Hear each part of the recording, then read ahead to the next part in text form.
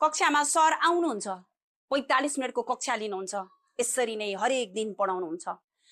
अनि सरले पढाउनु भएको बेलामा ध्यान दिएर पढ्नुहुन्न, सुन्नुहुन्न। तपाईले नै ध्यान दिएर पढ्नुहुन्न, तर फेरि बिचारा शिक्षकको जागिर कति न हुन्छ र। रिजल्ट आएको दिन, नतिजा आएको दिन चाहिँ, अभिभावकलाई बोलाएको दिन चाहिँ तपाईको नतिजा राम्रो आएन भने त बिचारा त्यो शिक्षक र शिक्षिकालाई त तिम्रो बुवा आमाले गाली गर्नुहुन्छ नि, बिकज अफ यु, तपाईहरुको कारणले गर्दा। अब चाहिँ सर म्यामले पढाउनु भएको बेला ध्यान दिएर पढ्ने नि हैन।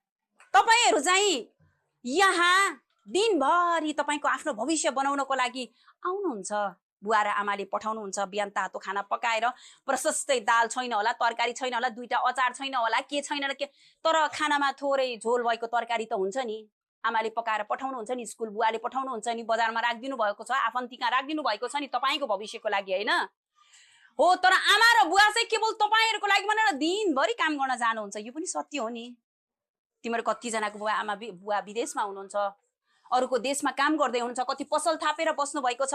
एउटी आमाले दुईटा गाई पालेर नि 2 माना दुध चाहिँ बजारको पसलमा पुर्याएर बचेको पैसा चाहिँ आमा बजारबाट घर फर्किने बेलामा मनभरि लागेको खानेकुरा पनि किनेर खानुहुन्न नि, केवल तिमीहरुको लागि हो किन भन त।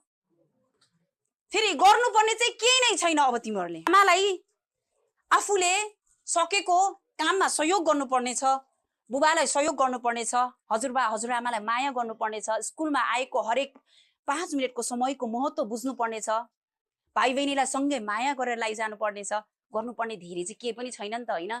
टेक इट इजी, जिन्दगी सजिलो पनि छ, तर सही समयमा सही तरिकाले समयलाई सदुपयोग गर्नुभयो भने सजिलो छ, तर सही समयमा समय सदुपयोग गर्नु भएन भने चाहिँ फेरि गाह्रो पनि छ नि।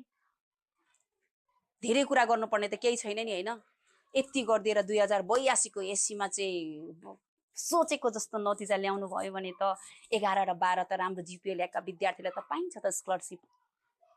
12 पछाडि चाहिँ हायर एजुकेसन लिनको लागि त स्वस्थ मस्तिष्क